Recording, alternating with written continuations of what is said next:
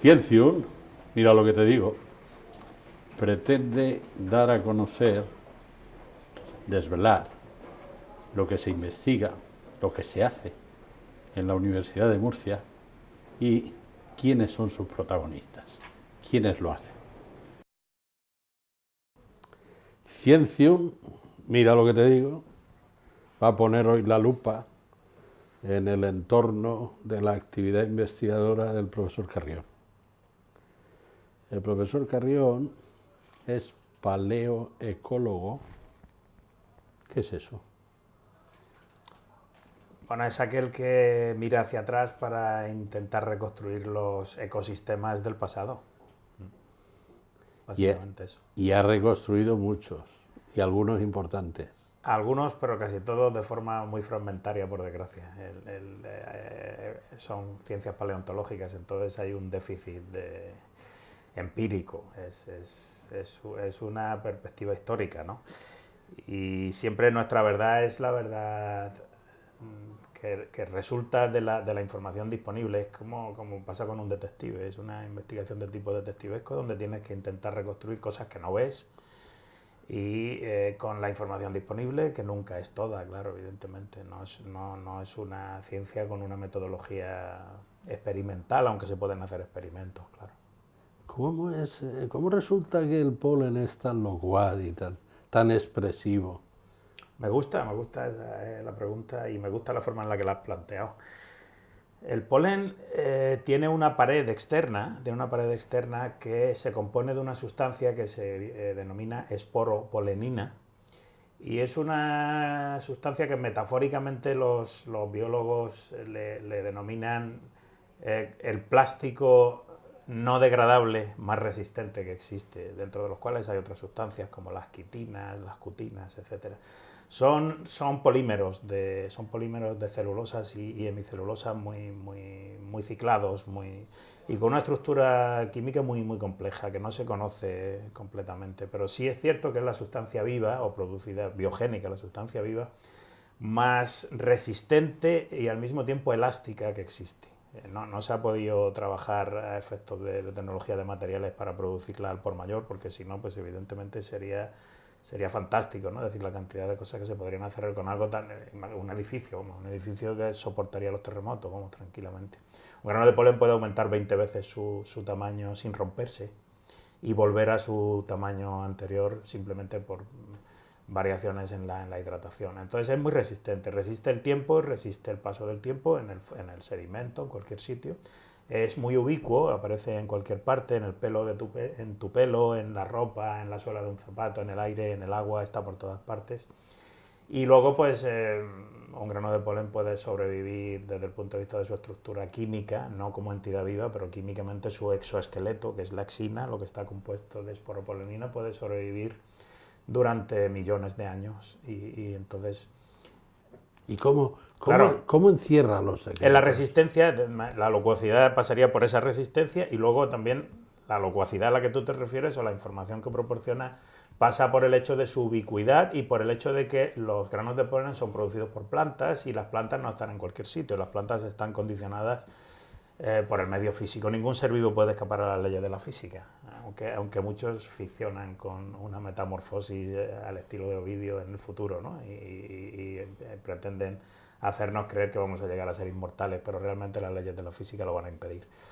La realidad es que el grano de polen producido por las plantas nos da información sobre esas plantas, sobre dónde viven esas plantas o sobre dónde vivían esas plantas. Y cuando tú esto lo haces en una perspectiva diacrónica, es decir, con un registro de tiempo, en un testigo sedimentario de abajo arriba, lo más antiguo es lo más inferior, lo más moderno es lo más superior, pues puedes estimar cómo va variando la vegetación a lo largo del tiempo en un lugar concreto, en una región particular, y esa vegetación además se asocia a cambios en el sistema geofísico, desde luego cambios climáticos. Los retos que tendría planteados el área son de aplicaciones o más bien de carácter metodológico? De ambos aspectos, tanto sí, de aplicaciones o de resultados, de secuencias nuevas, registros nuevos, informaciones nuevas que van llegando, como metodológicos también, porque hay un potencial tremendo. En la palinología tiene un potencial tremendo. Uno de los aspectos que, en mi opinión, ha sido menos explorado es en conexión con la biología forense. El polen como testigo de un crimen o como testigo de un delito, ¿no? Su ubicuidad, precisamente el hecho de que se encuentren, lo puedes encontrar en el vello púbico de una mujer a la que han violado, lo puedes encontrar en la suela de un zapato, lo puedes encontrar en el pelo de un delincuente, lo puedes encontrar en el barro que se queda pegado al neumático de un coche, en un asiento de un coche. Hay granos de polen. A menudo no te van a decir nada, porque igual son granos de polen que están por todas partes, pero hay otros que son muy indicativos. Y te están diciendo, bueno, no, esto tuvo que ser en la comarca de Cartagena, en concreto en el litoral, y no más allá de 10 kilómetros separado de la costa, porque... Entonces, para fijar el contexto geográfico de un hecho delictivo, el grano de polen puede proporcionar una información valiosísima. Luego también, por ejemplo, en el caso de una miel que se intenta catalogar con un origen determinado, eso además supone un incremento del precio, ¿no? Por lo menos del precio de venta. Y se dice, bueno, origen geográfico, la Alcarria, ¿no? Bueno, pues ahí hay formas a través de los granos de polen que hay en la miel de saber si realmente esa miel viene de la Alcarria o no.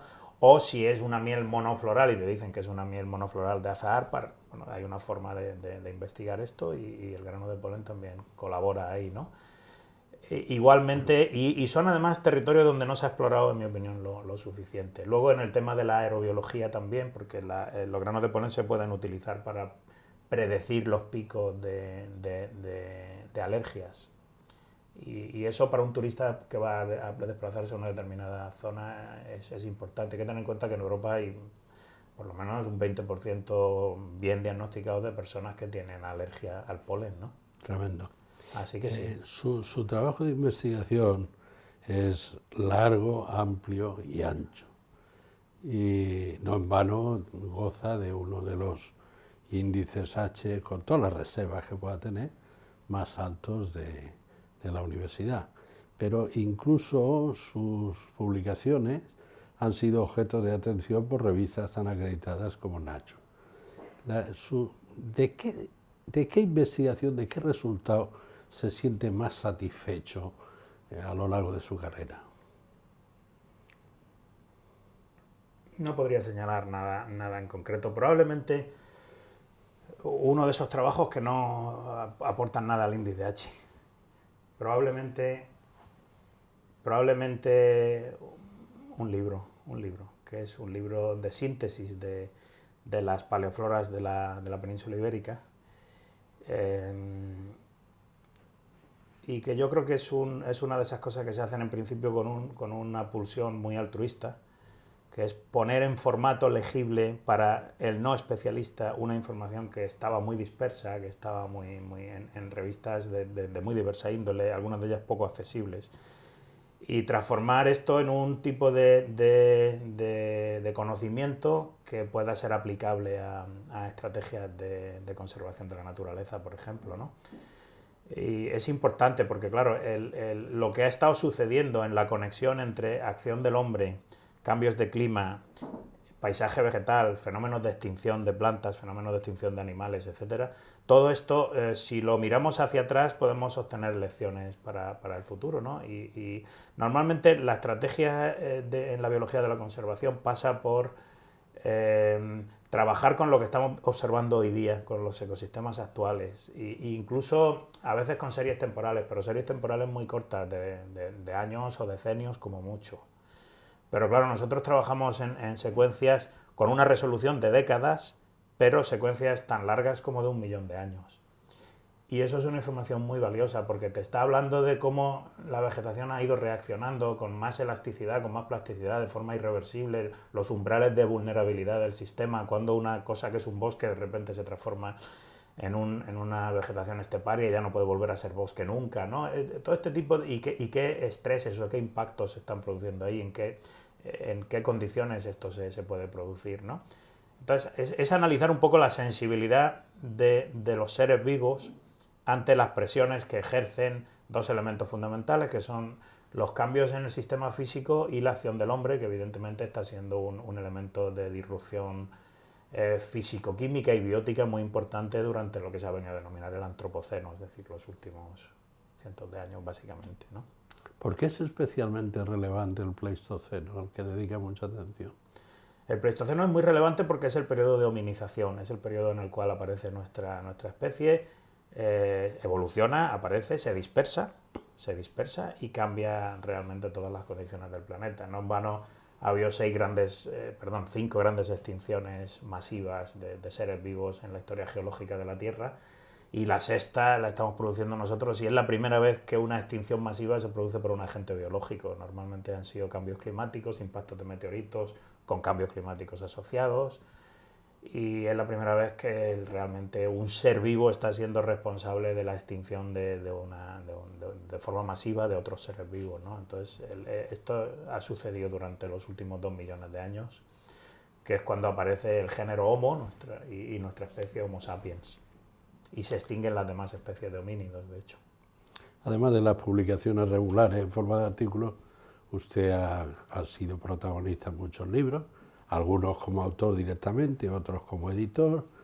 ¿Qué le queda por hacer? No, seguir disfrutando con mi trabajo mientras esté vivo, ¿no? Una de las cosas que realmente ahora mismo más me satisfacen es la tarea editorial. Yo ahora soy editor en jefe de una revista internacional y editor asociado de otra revista. Son las 2 mejores revistas de cuaternario y de paleontología que hay en el listado del ISI, ¿no? Y está siendo muy grato para mí observar las estadísticas de los últimos años y ver desde que yo estoy de editor cómo hay más españoles, italianos, marroquíes, sudaneses, en fin, gente de todo el mundo que está publicando en estas revistas internacionales. Y es que realmente trabajos muy buenos de gente muy joven a la cual, si no le dan la oportunidad de poner a la luz, ¿no?, de la comunidad científica su trabajo, pues no, se pierde información. Entonces, la verdad es que el mundo anglosajón en términos editoriales es bastante cerrado, pero ahora el hecho de que algunas editoriales estén abriendo los comités editoriales a gente de China, de Japón, de España, ¿no?, de Italia, pues yo creo que está ayudando a que se estimule también la producción científica en otros países. Y eso me complace porque yo me siento muy socialista en un sentido muy amplio de la palabra. Me siento una persona muy devota de lo colectivo, ¿no? ¿Y qué espera fervientemente descubrir en su periodo de vida científica? ¿Qué le gustaría resolver? A mí me gustaría, si no resolver de forma positivista, categórica, por lo menos sí generar algún modelo de cambio ambiental que explicara la extinción del Neandertal, la extinción del Neandertal, que tiene lugar en el sur, en el extremo sur de la península ibérica.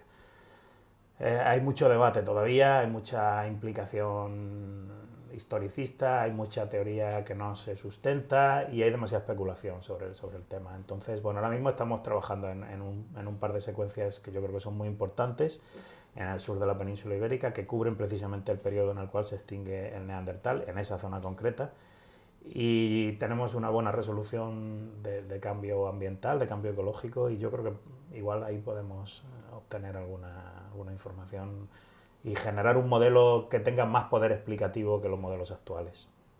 ¿Comparte usted que todos los trabajos que se puedan hacer, para eso que se ha llamado divulgar, que yo creo que aceptemos el término, pero más bien se trata de educar o incluso hasta instruir, para que la gente tenga más próxima la ciencia y vaya comprendiendo eso? ¿Comparte que institucionalmente los esfuerzos deben también ir en esta dirección? ¿En serio? Absolutamente, absolutamente. Yo no sé si yo, por ejemplo, soy la persona más adecuada para difundir mi trabajo. Lo intento, pero que hay que emplear energía, tiempo, dinero, esfuerzo en esto es fundamental, porque a fin de cuentas nosotros nos nutrimos del erario público. Entonces, la ciencia tiene que ser entendida como algo realmente útil. Y hay gente que no lo entiende así, incluso intereses para que no se entienda así. De manera que sí, yo creo que la divulgación científica debería formar parte de las agendas políticas en primerísima fila, sí. Obligadas. Sí, es que yo creo que no ha habido nada más sagrado que la ciencia en la historia de la humanidad. Creo que no ha habido nada más importante. No creo que haya algo como la ciencia en el sentido de que no haya hecho ningún mal y todo lo que haya hecho ha sido bien, ¿no? La ciencia realmente... A poco que se piense, todo lo que disfrutamos hoy es gracias a ella. Sin duda, sin duda. Cuidado que cuando hablo de ciencia no hablo solamente de tecnología. Hay gente que la confunde. Por supuesto. Hay gente que lo confunde. Pero antes y detrás de la tecnología, si no está la ciencia, Sí, no es. sin duda, efectivamente. Muchas gracias, profesor Carrión. Muchas gracias a vosotros. Ciencium, mira lo que te digo, ha puesto la lupa hoy en el entorno próximo al profesor Carrión. Muchas gracias. Hasta el próximo programa.